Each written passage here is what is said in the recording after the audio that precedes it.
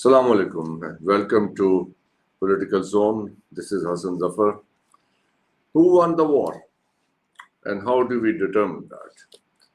So let's outline a formula for determining who won the war, who waged the war, who started it, with what objectives, have those objectives been achieved? So this is the key issue. Let's take it to Dr. Farah Naz, who is joining us from Australia. Thank you very much, Dr. Farah. That's the question, the lingering question. And as we were just speaking about it, there are so many news, so many claims. Everybody's happy. President Trump is happy. Israel is happy. Iran is happy. The entire Middle East is happy. So it's a win-win situation. And if how do you see it? Well, I don't want to speak my mind out before I have yours. Yeah, I think, Dr. Zafar, you have rightly mentioned that everyone potentially seems to be happy. President Trump is happy that both parties listened to what he proposed. Israel is happy that it bombarded Iran and its nuclear facilities that they were aiming for and eyeing on. Iran is happy that they bombarded Tel Aviv and other major cities of Israel as well. But in actual context, who actually is the winner of this war? This is not an easy thing that we can simply say that either Iran or Israel they win the war, because the cost on both sides is too heavy. When we compare Iran to Israel, by all ways and means, Iran cannot meet to whatever standards Israel is having in terms of its military might and its even the financial position, the economic stability that Israel is having. And on top of that, the alliances that are aligned with Israel, Iran is not having those kind of partnerships. So in all those contexts, if we look into Iran's weaker position, and despite its weaknesses, it has still given a very huge kind of response, a very blatant response to Israel. So in that context, to me, at least a weaker Israel seems to be a winner in this, who has the capability to attack Tel Aviv, because I think it's really hard to say anything even about Israelis or Jews in general, but is Iran kind of attacking Tel Aviv? This is huge to me. But then when I look into what Israel was eyeing for and promising its people through Netanyahu's statements, that he is trying to target the Iran's nuclear facilities, and Israel does not want Iran to become a nuclear power state. In that context, when they were pushing very hard to bring America in because Israel itself could not do it.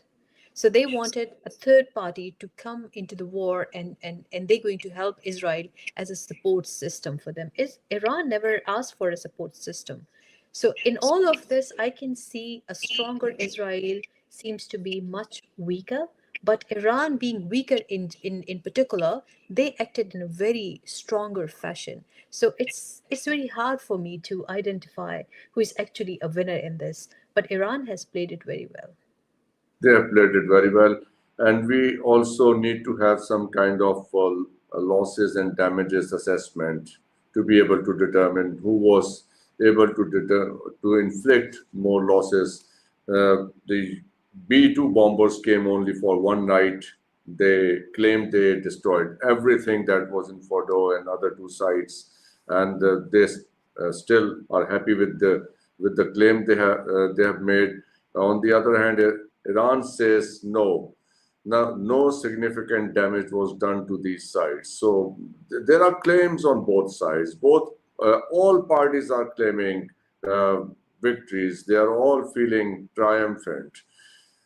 So that's how it is. Very tricky situation. Do you think this is going to last, or it looks good as long as it lasts, as they say? Well, if on the face of it, it looks like that probably Israel wanted a face saving, and because whatever damages happened to Israel, that has damaged the entire morale of Israel as a powerful state. I will again and again say Israel is a powerful state in comparison to Iran and many other states in the Middle East and across as well. But for face saving, they were calling for help, and that help came along in the form of the B-2 bombers that were received and helped and support Israel in trying to attack the Fordo and all the other two nuclear sites as well. But I must say that in the Western media, even they are talking about, including CNN, that all of this, that they have destroyed the entire nuclear facility, it's a fake news. It's not an actual news. They're all talking about their reports coming up from, I'm not talking about the Middle Eastern media or Iranian media, it's the Western media. They are saying that maybe with these attacks, with the help and support of America, probably the Iranian nuclear program has been deferred by months, not like by decades. This this is what Netanyahu is claiming, that probably in the next couple of decades, Iran won't be in a position to stand and to build its nuclear weapon. But CNN says that maybe it has been deferred by months, not like decades. So all these things, they are not very clear that whether they have destroyed the entire nuclear facilities of Iran, and Iran itself says that no, the damage is not that big. Secondly, they had time to remove all the material or parts of the material or partial or whatever percentage they could, so they have already removed to safer sites. So I can't see that it's completely damaged. Yeah, here we are. Donald J. Trump, American president, he has retruthed Steve Witkoff, and he claims we put 12 bunker buster bombs on Fordo. There's no doubt that it breached the canopy, and there's no doubt that it was obliterated. So the reporting out there that in some way suggests that we did not achieve the objective is just completely preposterous. So this is what I'm telling you. Like, it's not you and me talking about, it's not the Middle Eastern, it's the West, and then President Trump himself saying that the objectives have not been achieved to the extent that Israel is celebrating for. I was just going through the Netanyahu's statements and his address to his people, and in that he said, "Oh, we have destroyed, as I promised to my people, that we would destroy Iran's nuclear program, and we have done it, and they can't stand again to rebuild it." But the help that came along, and they are saying that maybe they have not achieved completely. So it's loudly written on the walls now. Yes, and Secretary Marco Rubio is saying there is no way Iran comes to the table if somehow nothing had happened. This was complete and total obliteration. They are in bad shape. So So, yeah, yeah, so it's something that we can simply laugh about, because I don't know, when even like in the modern warfare, which when we look into it, it's not that easy, to play even. And there is lots of signaling involved between countries. They ask other countries that I'm going to attack you in these number of hours. So make your arrangements as soon as possible. And this is what happened in Qatar. All the air jets and the facility that was cleaned from all the important material. And then Iran attacked. So it's not only America or the Western countries who are attacking this way. Probably this is the design of the modern warfare, that if I'm attacking you, I will tell you, Dr. Zafar, take out all your valuables. Just tuck them in the car and run away, and I'm going to attack your house. yeah, You do exactly the same way. So probably it's more like a drama to me. It's more like, some kind of act that is going to bluff the public, but they're not realizing in the digital age, it is very hard to bluff the public now. Everyone understand who is maybe doing it what. is, or maybe Dr. Farah it is, because in the digital age, we have immense capability and resources to bluff the public. Like you can flood everybody's inbox and social media with all kind of information. As the use of CGI, AI generated material and whatnot is available there. You just go and open your social media and you have tons of things, heaps of AI and whatnot. I completely agree with you that yes, in this digital age, we can really bluff the public and try to sell our narrative. But that is only possible if we put the blinders like that and we control the media. And I only allow you to see what you are allowed to see. This is what has been happening in our neighborhood. This is what has been happening in many other countries as well. So that's the only reason they are allowing certain information to reach out to the public, and they are showing a very rosy picture everywhere.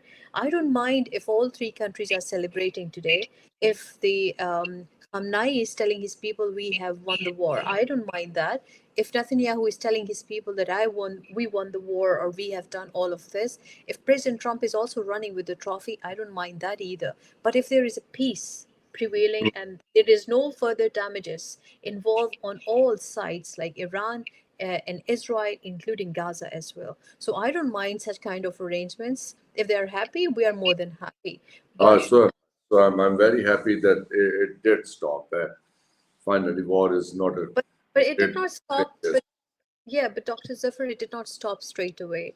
Like there were 12 hours provided, and that's where President Trump was highly annoyed with Netanyahu, and he said that I'm really annoyed with the way Israel reacted to them. Yeah, Uh, he within the used he used very interesting expressions. I'm sure you don't want to repeat that. There is one thing I would like to draw your attention to. You must have seen it. Right after this announcement of ceasefire, President Trump, he said, China can now continue to purchase oil from Iran. Yes. Hopefully, they will be purchasing plenty from the US also. It was my great honor to make this happen. So I don't know from where all of this was coming, and where I could see Now, a lot of what is sanctions he on saying to Iran. China? What is he saying to China? China can now continue to purchase oil from Iran. I don't mind. I'm very happy about it. I don't So, know. what is Maybe that? he's fearful. Maybe he's fearful of their relationship, their trade partnership. But as he's like in this Trump 2 era, he's more talking about trade. He's more talking about business. He's more talking about countries' relationship based on their businesses. So he's trying to say that if Iran and China are getting closer to each other, maybe for oil or maybe for some other reasons, I don't mind, but do the same kind of business with America Yeah, as well. So let me have a piece of cake too. Yes, a he's little trying slice. to Yes. he's Hmm. trying to, instead of having a like, two-way communication between the two countries, he says, oh, why not bring me into the partnership as well, and we will be three countries who can take advantage of this. So he's like from nowhere trying to jump into the relationship of the regional countries and their regional dynamics, and saying that if everyone is enjoying some kind of cake, why not I also have a piece of it. So that's from where he's coming. Is this some kind of signal that there is no economic sanctions on Iran anymore for exporting oil, and we can perhaps also go ahead with our gas pipeline Well, project? President Trump never mentioned Pakistan, though he openly says, "I love Pakistan. I love Pakistan," and I'm loving that statement too. But when We it love comes him too. We have nominated him for the Nobel Prize. I mean, it's not a one-way thing. correct, and when it comes to the sanctions, the message was very loud and clear that maybe there are in the future there's not going to be any further sanctions on Iran. Even Iran kind of walked away from the IAEA talks and their arrangements as well. So they say we are no more bound by all those regulations. Um, Probably in this conflict, several regulations have been violated, several international laws have been broken and damaged. So maybe they don't know how to deal with it. I don't know if this is true or not because I have not seen it with my eyes. But during this conflict, somebody was telling me from the aviation, the Chinese aircrafts, they kept going to Iran. And so I don't know what was cooking up on that front, and why suddenly after the ceasefire, President Trump is announcing that Iran and China can have their oil trade dealings without any problem, and probably they don't mind if, even if they're aware of it. So two things come to my mind. Maybe Iran and China, they're getting more closer, and America is aware of it. That's why America wants to play the good guy game here after B2 bombing. So it's not easy. It's not that easy to say that, yeah, I bombed you, but still let me be a good partner with you. So B2 bombing was part of the script, or was it, can we say, was it part of the beginning of the exit plan? Okay, we come, we create a semblance of destruction, we have something to make good claims about, and then you can go ahead with your own things. Well, it more looks like a Hollywood movie, but I think yes, it was part of the plan, and the way it was executed, it looked like it was more like an exit plan, and the way they approached by giving them some time. Even President Trump wanted to take more time so Iran can safeguard its facilities and do whatever is necessary. But there was a lot of pressure from Israel on America, and America, as the Jewish lobby is much more stronger in America. So President Trump has to save his skin as well in America, though his own people are not supporting war, and they were still like raising questions about why America is getting involved in Israel's war. But somehow, to me, as an analyst, or as my personal opinion, um, it looks like that this B2 bombing was necessary for America in terms of to rescue itself from Israeli pressure as well. But for the face saving, Israel needed it as well. And then by providing some kind of intel reports to Iran to kind of protect your facilities and whatever material you have, they had a soft kind of arrangement with Iran as well. Maybe that's, it's again my personal opinion. Maybe that was the reason when Iran was attacking Qatar, Iran also informed America. And then later on, they said thank you to each other as well. I was like, seriously, which war is this? Which sort of war where there are attacking parties are saying thank you to each other and so Yeah, I courteous? said, This, and yeah, I asked the Israeli pilots to wave goodbye to their hey, this courtesy, I've never seen such the a courteous. airspace. No, haven't seen anything like that before. Seriously, It was a very courteous war, and he took it to full of another level which discipline. maybe we cannot imagine. Yeah. It was full of discipline, full of like whatever is taught in the school. Say thank you, say goodbye, wave hand, always say hello when you are there, always inform when you are visiting your anyone in the family or outside. Waving, so, thank you for bombing us, so they and were, yeah, we they, were, no, no? they took Dr. Hassan, they took permission first. Oh, we're coming to bomb you with the most deadly weapon, right? Yeah, And those bombs are something too big, and they played it as if they were coming yeah. and bombing bunties on. And the Iranians are saying we are throwing six missiles to your side. Make sure you don't drop the catch. You know that kind of thing. And I have never seen such kind of war. This war, the ending episode was very Hollywood style. It was probably different than Hollywood style as well, because in the Hollywood movies It's we are. for Hollywood Yeah, producers how to make it better. Yes. yeah. So it was a different. It has set different standards, and it has given me an impression that maybe modern warfare is very lethal. It's very dangerous, and now even states are afraid of getting involved in it. If a country like Israel is thinking, 10 times after getting into this conflict, that what happened to me and how I'm going to come out of it, the way Iran bombarded them, they were like trying to rescue themselves. So it has given a clear message to the world that in this day and age, fighting with each other or having actual hot conflict, it's not an easy thing. You can get involved into diplomatic conflicts with each other or trade conflicts or such kind of stuff, but this is not something you can play. And then when the Strait of Hormuz threat was coming along, that would have engulfed the entire world. I could see, like, in those 2 days, the everybody was fearing about petrol prices and trade and all of those things, and when they were concerned about their ships, and they were concerned about all the arrangements that took place from that particular strait.